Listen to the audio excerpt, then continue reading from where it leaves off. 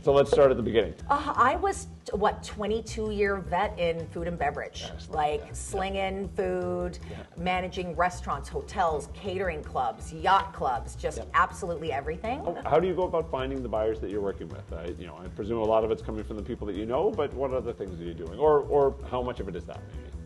Honestly, most of my business is referral based. And that was a little bit of the reason why I started it took me a little bit longer to get going. Right. Tell me about your trek. I want to hear about that as well, because this is something that's become a big part of your life. So. It really is. So domestic violence is the most important cause in my life to me personally. And so, Royal LePage every 2 years, they do this amazing trek for domestic violence awareness. So this year it's going to be, I did it 2 years ago in Ecuador, at high altitude. I was like at 14,000 feet. I don't even hike. I'm not a hiker. And so this one's going to be in Cambodia. We're trekking from Siem Reap to Angkor Wat. It's going to be extreme heat, rain, bugs. It was one of the most joyful things I've ever done, and I can't wait for this one. It's going to be incredible.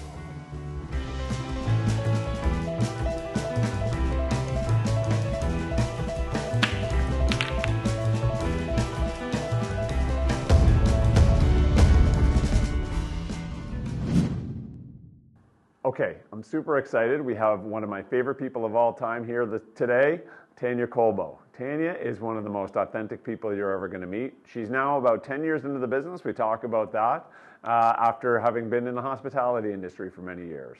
Tanya is absolutely killing it in the real estate business, and she's doing it in a bit of a unique way.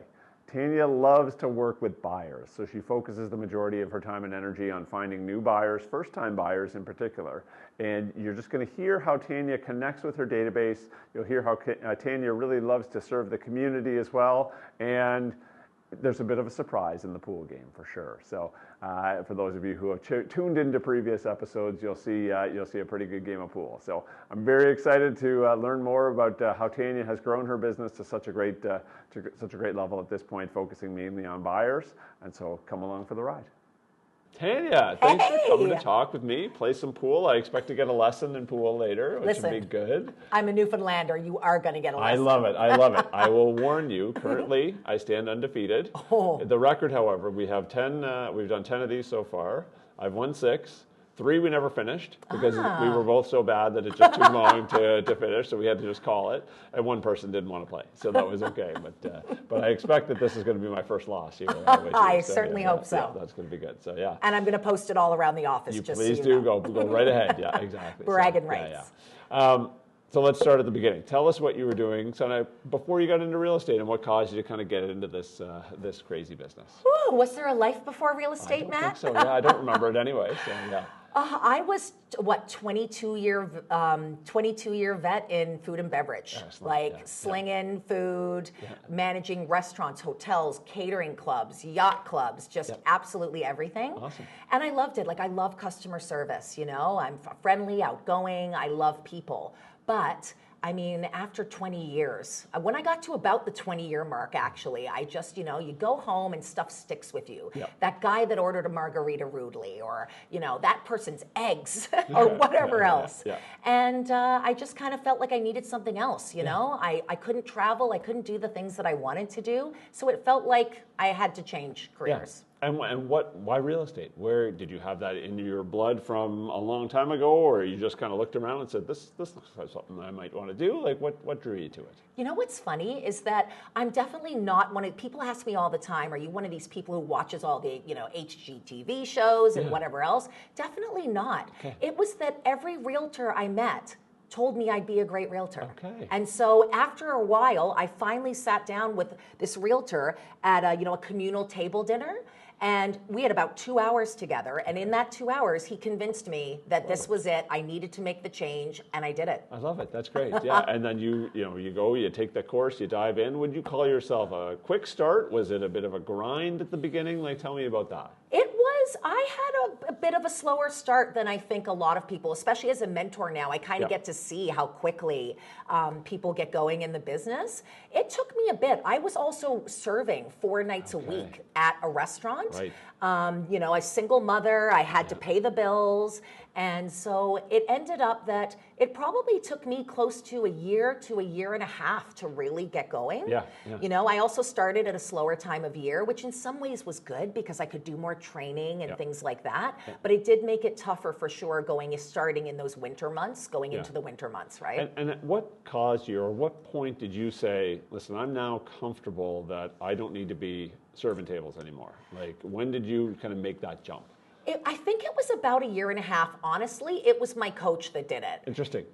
Katrina was like, you absolutely are ready. Yeah. You need to sink or swim. Great. And really, really, repeated how much I needed to just go for it and that my business would soar. Yeah. And it took me a really long time to believe that. Yeah. And then I did it, and man, she was right. Yeah. It just went like that. Once I could focus just on that, it was incredible. And then my business, woo. And did you have I never looked back. Sleepless nights while you were like, I'm giving the gig up here and I'm going to go do this? Like, tell me about how you kind of wrestled with that emotion, because I think that's a very common story for a lot of people, is that I have this thing that I consider the stable income, and then I have this thing that's my own new business, and I'm gonna give this up. Like, how did you manage those emotions, I guess?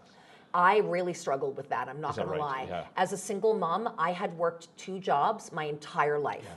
And I always had, even if my first job or my main job made the right amount of money, I just always had to have that backup job just in case, right? I just had to have a backup plan.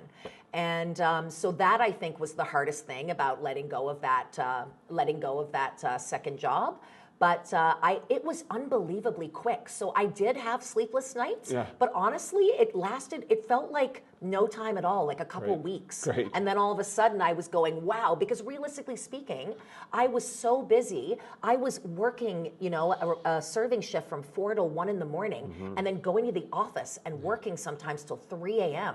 because I was so busy. And then it just got to the point where my coach said, like, look at your quality of life here. Yeah. Like, you are busy enough in real estate that you don't need this. Yeah. And once I was able to quit the serving job, my gosh, my life has never been better. That's great. Yeah, that's Love great. it. Yeah, that's great. And is this the first sort of entrepreneurial thing you've ever done? Definitely. Right? Yeah. I've been very much food and beverage, and literally that is it my entire life. So some sales and stuff like that, but I mean, you come in, whoever comes in, I serve them. I don't have to stress if less or more people are coming or whatever else. That's right. Yeah.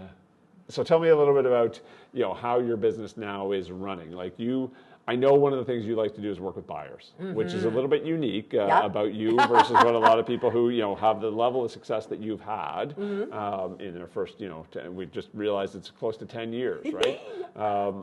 Why do you love buyers? What do you do for buyers? Like, what's the attraction there? Buying is just joyful. Yeah. There's something about, and I mean, I focus on first-time home buying, which is, they're scared, it's such a daunting process. So for me to be able to come in at that first-time home buyer price point and help them find their dream home when they think they just can't get it in this competitive market, to see that face when they realize it's the house is one of my favorite things. Yeah. Oops, sorry. It's okay. Yeah. Is one of my absolute favorite things. And closing day, with buyers, I just can't. Yeah. I can barely sleep the night before. Yeah. I'm a late riser. I'm up at 6 a.m. on closing day. Yeah, that's that is awesome. Joyful stuff. That's and then cool. Coming back for the visit, when they're all settled and seeing them so happy and excited at a housewarming, you can't beat it. Yeah. So for me, it's just about the joy. I love it. And how do you go about finding the buyers that you're working with? I presume a lot of it's coming from the people that you know, but what other things are you doing? Or how much of it is that, maybe? Honestly, most of my business is referral based. And that was a little bit of the reason why I started it took me a little bit longer to get going. Right. Because when I met with my coach first, we talked about the different types and, leads and door knocking and cold calling. And I was like, I don't want to do any of that. Yeah. And so I realized, so then we talked about sort of the more referral based, and I knew that it would take longer, it would take a bit more work, but it's gotten me to a place where I have wonderful clients who refer wonderful clients. Yeah. And so I take very few leads. Yeah. And usually my leads I give to new agents because that's something kind that was done to me, and I love to pay it forward. Absolutely love that, yeah. And so what happens when a buyer meets with you? Walk me through the process of, I've been given Tanya's name, I call you up or send you an email. What do you take me through at that point? So I always like to meet in person if at all possible. And I like to just sit down and have a coffee and have a chat, you know? Yeah. So I start with asking them, you know, are you pre-approved? Kind of those standard questions. And then we get into the nitty-gritty and the fun part. And we talk about neighborhoods. We talk about, you know, bedrooms, bathrooms. We talk about hobbies. Tell me your favorite room in the house and why. And things like this. And tell me what would be a must-have versus a wouldn't that be nice? And we just kind of go over all these things. And then most importantly, I ask them what they're scared about. I want to know what they're worried about. And then we can talk a bit about that. I have a buyer's guide, a first-time home buyer's guide, because it's my focus and my specialty. So I just make sure to give everybody that before our meeting. And then I let them know, just try to review this before we meet, and then let me know if you have any questions. I've got all the paperwork in there, mortgage application, everything, so they can see what the process is going to look like from beginning to like moving in. I love it. That's great. Yeah. And so you've been in the business for 10 years now. Presumably some of these people that you helped early on in your career are now moving again. How do you keep in touch with those folks once they've kind of moved in? I know you're a big relationship person, so you know, how do you manage that? I definitely am. Relationships are everything to me. So I keep in contact with my clients a numerous amount of ways. One, all of their birthdays, anniversaries, home anniversaries, any special occasion, their dog's birthday, anything that I can find out goes in my calendar like a friend's birthday. So I schedule it for a week out, a reminder for a week out, and then the day of, so that ideally I get a card to them. Everybody gets a handwritten card from me. But if by chance I miss that, because it does happen, then at least, or if there's a postal strike. Exactly, which looks like we're about to go through, so then at least I have the option to text them, and I usually also text them anyways the day of, just to say, hey, you know, happy home anniversary. I have clients who say that they only remember their wedding anniversary because of me, and I love it. And then, you know, I keep in touch monthly with monthly stats, quarterly stats. I mail them out with a little present, like this one just went out with some seeds for their gardens. And I just really try, I invite them to micro events that I have, you know, Royal LePage events, whatever. And I also follow them all on as many as I can that have social media on social media. That's a really good way for me to, you know, keep in touch with them and see what's going on in their lives, and to be able to comment and go, hey, congratulations on that promotion, or oh my gosh, your daughter's huge. I find that social media is one of the best ways that I use for sure to just casually keep in contact with people. And are you using social? This is a good sort of segue, because I know you've built a nice brand. Like you've definitely captured the essence of working with you and your brand. I love it. And I think you've had, you know, a great girl working with you on that all the way along. Definitely. Are you using social? Are you creating content as well? Is that an important part for you, or using it as that sort of networking tool to keep up with people and communicate with them? That's actually a really good question. So I do use Instagram primarily, and my Instagram's very different. I don't have a business profile. It's just Tanya J. Colbo. That's it. It's me. I could be doing an inspection. I could be dancing to One More Time with my friends. Who the heck knows what I'm going to be up to? But I really like that my social media, I don't do content. I do promote my listings on there. I'll occasionally share a great Google review, because Google reviews are a huge part of my business. And you know, but realistically speaking, my social media is just a glimpse into the everyday life of Tanya Colbo. Love it. And that's just it. That's awesome. And so, you know, presumably that's a way that people are finding out about you as well. Let's dive into the Google review a little bit there. So how do you solicit those from people? Is it, you know, presumably after the transaction? Are you out there actively asking people for them, or are they just kind of organically giving them? A bit of both. What is it? Yeah, it's a bit of both for sure. So I'm very proud. I'm almost up to 100 5-star reviews on Google. And I started asking people, actually, you know what? I didn't start asking people. That's not true. The first few people that I worked with, my first sale was a friend. So she said, I'm going to leave you a glowing 5-star review. And you know, the deal went great. And then my next couple just kind of did it automatically. But then I just realized when I started in real estate, one of the things I did was I talked to everybody that I knew who had bought or sold a home. I asked them what they liked and what they didn't like about their realtor, and how they found their realtor, and how they decided their realtor was the best. And Google kept coming up. Yep. Like we Google and we check Google. Yeah. So then I realized the importance and the significance of having these Google reviews. So now, I mean, every agent does it differently. Some will ask right after the deal firms. I wait until they're done and settled. Okay. You know, I never want to bother people while they're trying to move into their house and clean their old apartment or whatever else. So I typically just ask them maybe, you know, once I've gotten that we're settled and we're so happy, then I sneak in the, hey, if you'd like, I'd love it if you'd like to leave me a Google review, no pressure, but it's where everybody looks, you know, when they're choosing a realtor, so it's super helpful for me. And I've never had anybody say no, so it's great. Yeah. Back to your brand a little bit. How did you decide on what you wanted your brand to look like? Well, it was funny. My real estate coach actually said to me, you should be a cartoon because you have such a unique look and you're just such an animated person. And I was like, yeah, that's absolutely right. I love it. Yeah. And so, I mean, the cartoon that I have now, like, I could not be happier with it. It has become this iconic brand that I feel like everybody, you see it, you know. I have people say, I saw a cartoon, that's you. Or I saw you on a sign, and I love it. It took it took a little work. The first couple drafts, I kind of looked like a bad Simpsons character, but finally we sent it to one graphic designer, and they sent me. It was literally all I did was make my hair a little bigger and add jewelry because Mama's got to have jewelry, and it was absolutely perfect.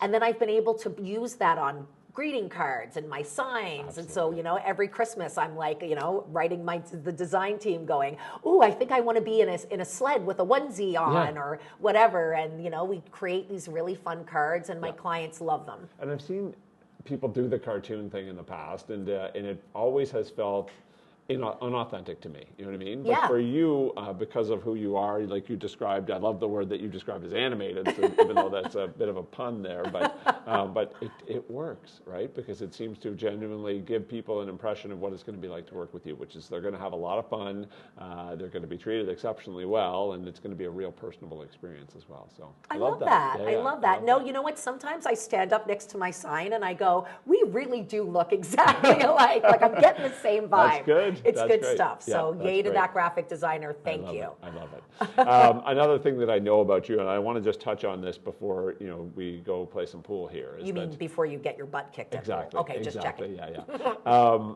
You talk about how a lot of your business comes by referral, but I know you're also very active in community, right? Yes. Whether that's being on a board of directors for a women's shelter, and now lots of involvement in women's shelters in a lot of different ways. Other things that I know you've done in the past with your community as well. Tell me about how you approach community activity. Well, I mean, for me, I admit that my community activity and involvement has nothing to do with my business. Does it help my business? Definitely. But in the grand scheme of things, I as a single mother who needed so many services and so much help, when my child was young, I just really need, as a human being, to pay that back. And so I really try to be involved in as many, we had to line up at food banks. So I volunteer at Feed Nova Scotia and I try to, give back to a lot of the organizations that I think, wow, that was just like this one in Newfoundland and how grateful I am for it.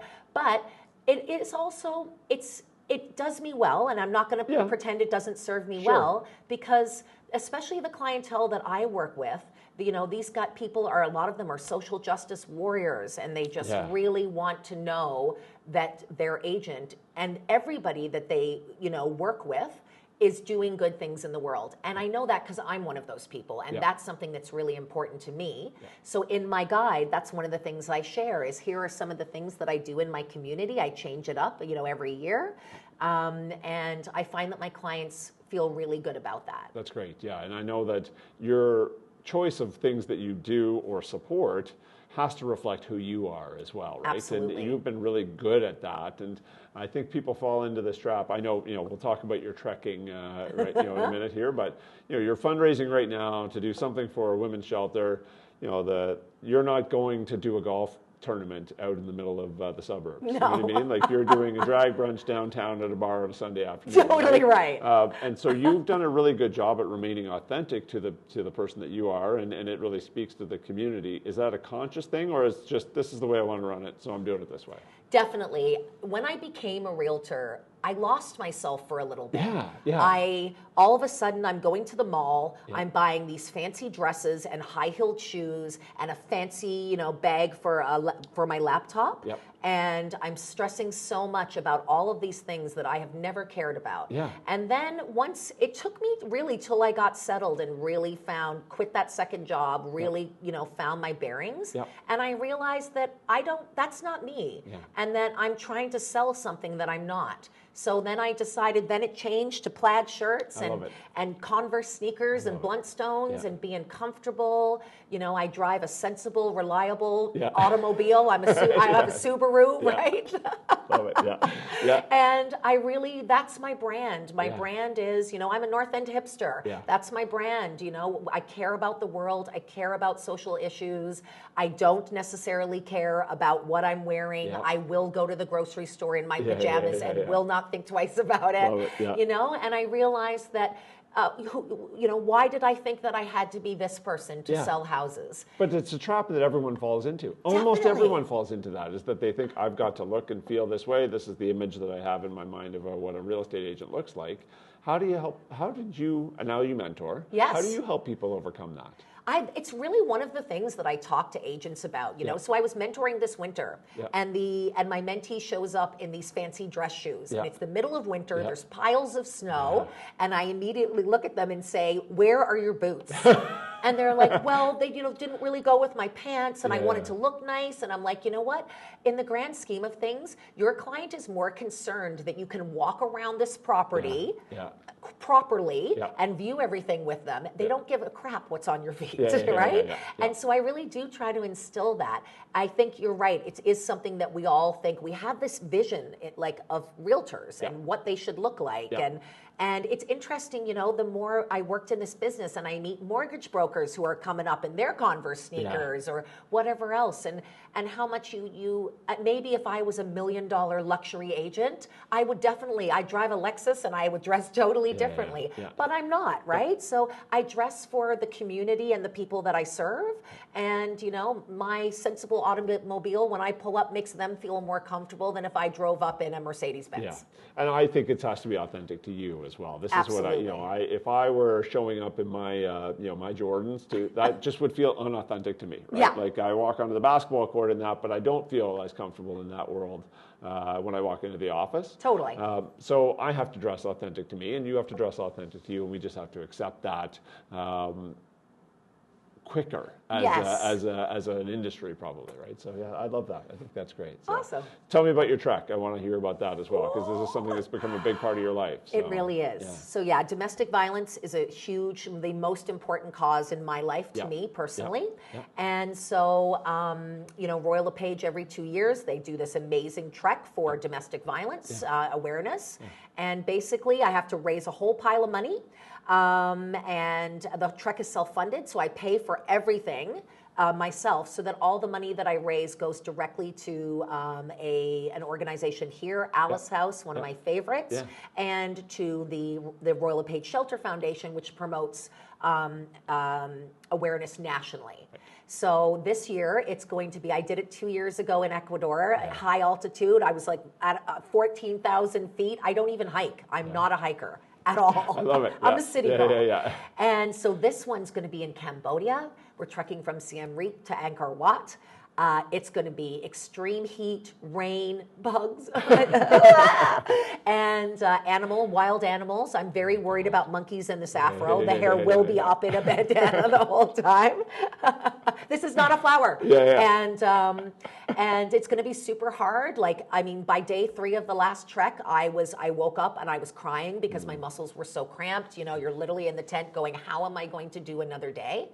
But it's so inspiring. We read survivor stories at lunch when we're so exhausted, and it gives us the strength to carry on and reminds us what we're doing.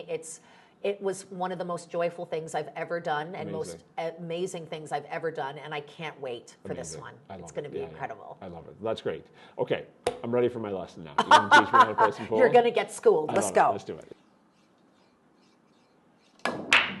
Oh, yeah. Oh, do you want to put some money on this, or? I feel like that's a terrible idea for me, I have to admit, but I don't need any more pressure. And nothing's down, right? It's open? No, I Okay, sunk yeah. something. Oh, you did? Yeah, Oh, I think okay. that was so I'm low. Oh, so you're low ball. Okay, so it's your turn. Sorry, my apologies. I didn't realize. I was like, where are low you ball going went there, down. Matt? Yeah. Sorry, yeah, you're right. Pardon me, good sir? Yep. So saving that one for later, just saying. I like that, yeah. So I know you're notoriously not a morning person. What does your daily routine look like? Give me an idea. Do you have a sort of a routine of sorts? Is it even if it's at night or something like that? I definitely do. Okay. Yeah. My daily routine is to sleep in. Let's start there. I love it. Yeah. So even though I set my alarm for about 7:30 in the morning, I like to spend about an hour. Yep.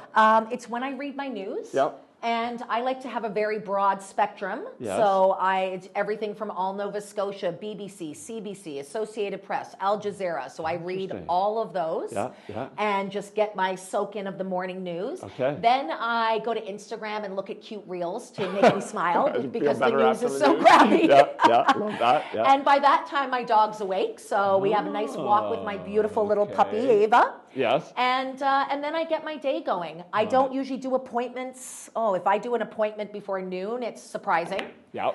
And then it's out and about all day is my usually my plan.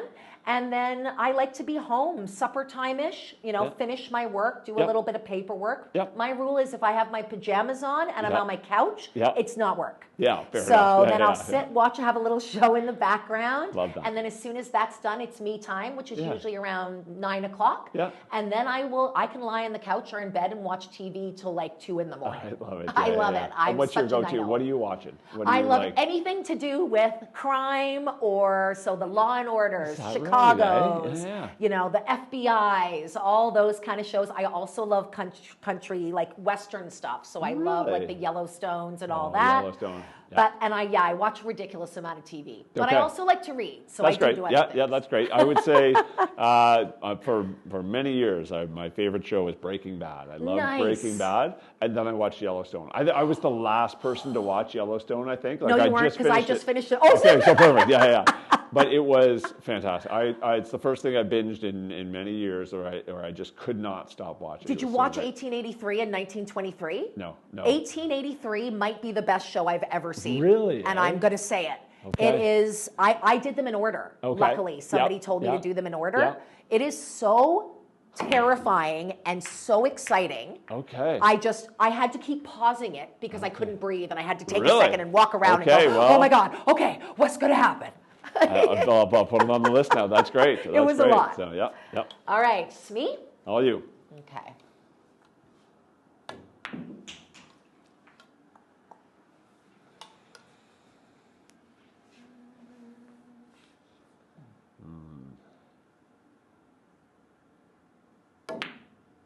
Get in there! Oh, yes, I like it. Oh man, this is going to be so great. You are clearly the best that I've played yet. You are never going to live this down.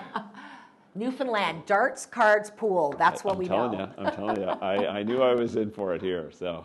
Got nothing else to do. Yeah. Whoop, whoop, but you really hooked me here. You hooked me. Yeah. That's cool. And so, I also know you like to, we just talked about you doing yoga and stuff like that. Where does that sort of fit into the mix for you in terms of, de-stressing? It's a stressful gig that we have, right? So it is. Yeah. I'm really big on personal time. Yes. And one of the things I was taught first in this business was to schedule your time first, and everything else comes after that. Great. So I try to do endorphins, and exercise are a huge stress reliever for me. So it's an integral part of my week. Yeah. So I try to do Pilates a few days a week. I do yoga. Cool. I do acupuncture just for sometimes if I'm having a really stressful couple of weeks, I'll go and just say I need a stress relief. Yep. I do massages when I feel like it. I try to I'm really big into self-care. It may be a little too much, but I don't care. Yeah. And sometimes, it's just even when something great happens or I have a really great success that I'm like, I'm going to get my nails did, and just do something nice, even if it's just something little just for me. That's great. I love that. Yeah. You're up. I dropped the ball there, so to speak. Tell me about your mentorship, what sort of took you down that path and why you enjoy that journey? Oh, Matt, I love mentoring so much. Words cannot even. Yeah. My mentor was incredible when I started and was such a big part of my success. Yeah. And when they asked me to be a mentor, I mean, I couldn't wait because it's the chance to really shape young realtors or realtors starting out, which I really love. And to kind of, just give them the tools and say, this is how I do it, but you might do it a different way. But here's some of the tools and the systems that I've put in place that I found work really well. And I also, honestly, I think it's the same thing with being a first-time home buying agent. I love having that phone in my pocket. I'm like, you call me 10 times a day if you have to. I don't care. It's never too much. And when one of my mentees has their first deal going, they're calling me like 20 times a day. I bet they are. And I love it. I love being available and being able to, I guess I really like to soothe people and make them feel better. And that's cool. And so, yeah, mentorship is perfect for me. I love it. That's cool. Yeah, that's cool. And so, you've had an incredibly successful career so far. Thank you, sir. It feels like the world of real estate has moved towards teams. Is that something you've ever considered? Never. Never. Okay, that's fairly definitive. I am very much a one-woman show for sure. Yeah. So for me, there was never. I think it's just partially because I've worked for people for so long that not being part of a team just makes me feel like I'm working for myself. Yep. And that was something that was really important to me and was a big part of why I wanted to be a realtor, right? So, no, I don't think I'll ever be on a team. And I know you do have, like, for example, Emma supports you from a marketing standpoint. Yes. But, assistant or anything like that? Like, how does that work in your life? How do you get through all the nitty-gritty paperwork and stuff like that? Well, you know what? I don't mind paperwork, so a lot of it I really like to do myself. Okay. Yeah, but the stuff that I really don't like to do, I just pay somebody else to do it. So I've got a remote assistant that I pay to do some of that really red tape, federal government paperwork that I don't want to do, so that I can go out and have fun and play pool. Yeah. But besides that, I find that. And it varies. If I'm slow, then I'm like, I'll do my own paperwork. Yeah. But if I'm crazy busy, then I'm definitely going to have somebody help me as much as possible. And it fluctuates. That's great. Yeah, that's awesome. Very nice. Is it me? It's you. Yeah, all right. It is you. Yep.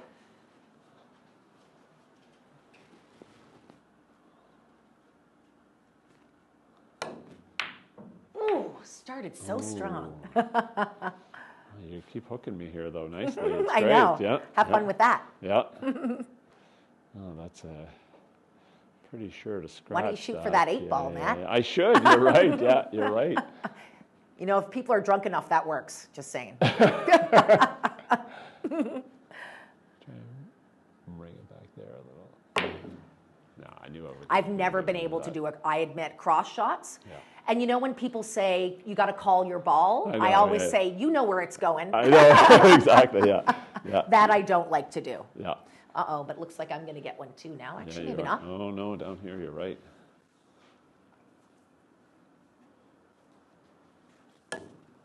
No.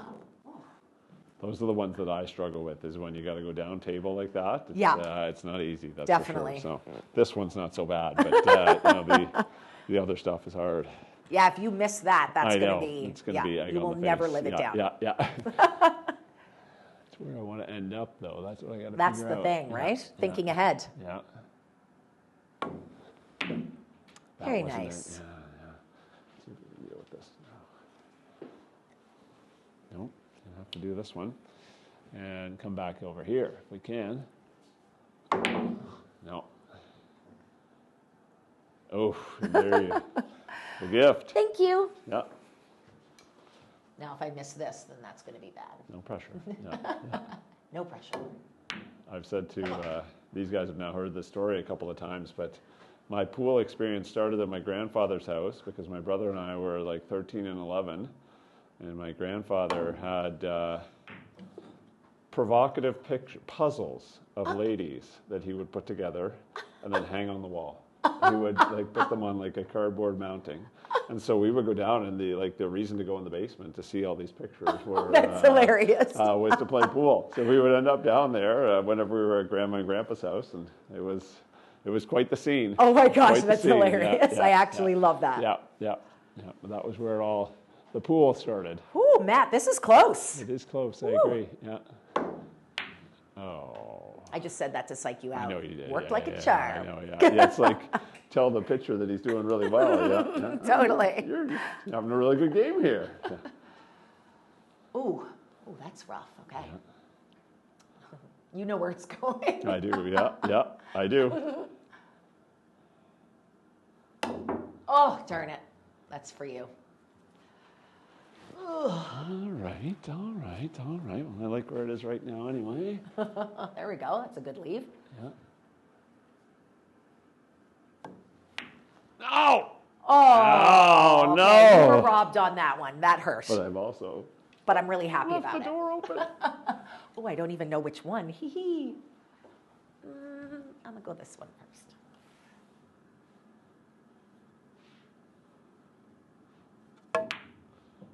Oh, come on. I'm saving that for next time. You really are, yeah. What do you like to read, Tanya? Well, my mother was an incredible reader. It's like, she was a housewife. She was like, as soon as the chores were done or whatever she was doing was done, she was reading. So she loved Scandinavian crime novels, like Wallander and things like that. Okay. So I've always been a fan of that. Okay. Agatha Christie, like, yes, please. Yes. But I do like, when I'm on vacation down south, a smutty vacation read, great. Okay, yeah.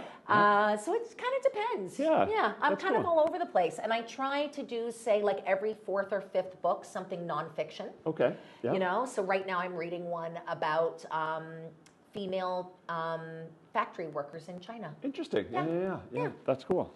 And what's the, why the mix? Why mix that in, I guess? Is that your sort of personal development regime, kind of just to expand your mind? Is that it? Well, I did sociology and cultural anthropology in university, so I definitely am drawn to that. Cool. So that book was actually a book that I bought when I went to university, literally 25 years ago, that I just bought as an extra book that somebody was selling secondhand for a class that I didn't take. So I did that a lot. So I have a lot of those books that I'm trying to get through. Love it. I also do I try to always have, I do not like audiobooks. I'm going to tell you right now, Really? It is not reading. It is when not you are reading. listening You're right to a about book. that. Yes. Yeah. Like you can say I'm listening to a book, great, but do not say you're reading it. No, I agree. I like books, physical books, I admit. But for personal development, I do audiobooks because I like to listen to them in the car. Interesting. And I find it's really helpful. I try to wake up, part of my morning routine when I remember, I admit, is that I'll try to do like a 10 to 15 minute TED Talk and just so I've got a bunch of them saved. Cool. And, I have some books I'm a big fan of Dale Carnegie. Yes. Such a huge fan of him. Great. So I've got all of his books and Katrina's reading Dale Carnegie now. Did you talk her into that? No. Yeah, she's going through how to win friends and influence people. So. One of the best books of all time. All time. Like, it's just, it's incredible. And I reread that book probably once every 5 years just to remind myself. Yeah. But I try to do a decent mix of that kind of stuff. And then I also go to things anytime they have, a market update or this or that. Then I try to go to all that stuff as well. Love that. Yeah, that's great. Love that. Oh, come on. Oh, Darn it. All right. I still got you right where I want you, do. I know you do. Yeah, I know you do. I'm going to run around the office. You said it's a square. I'm going to run around and tell everybody. Yeah. Do you know that sometimes if I win an epic game of crib in Newfoundland, often what we'll do because if you win crib, it's big. It's a big and deal. then you win, and then you will just whether it's a room, a house, wherever you are, a bar, you'll run around the whole thing. So you run around the whole bar going, I won! It's so good. Well, I'm looking. Clearly, we're not sore winners, are we? Sore winners. Yeah, I love it. Yeah. No, crib is not a joke there. That's for sure. No. So, Oh, you're joking again? Well, thanks, Matt. Is it my birthday? Oh, yeah. This is getting real, Matt. Yeah. Get in there. It's. Oh, well, that sucks, but. Yeah. All right. You got Can it. I do this shot? Oh.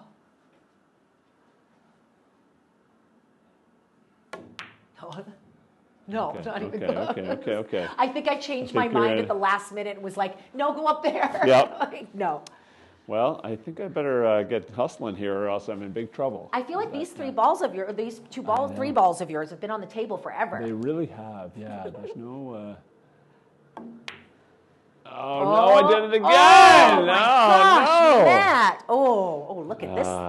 Look at this pretty little situation. Time for the eye doctor, I think, so, yeah. You just blame it on your back. I will. I'll blame it on everything. Damn, I love it. No. Oh. Congratulations. Undefeated, well no more. Undefeated, no more. more. Thank you so much, Tanya. It was a blast. That was so much fun. It was super fun. That's it. Great. That's it.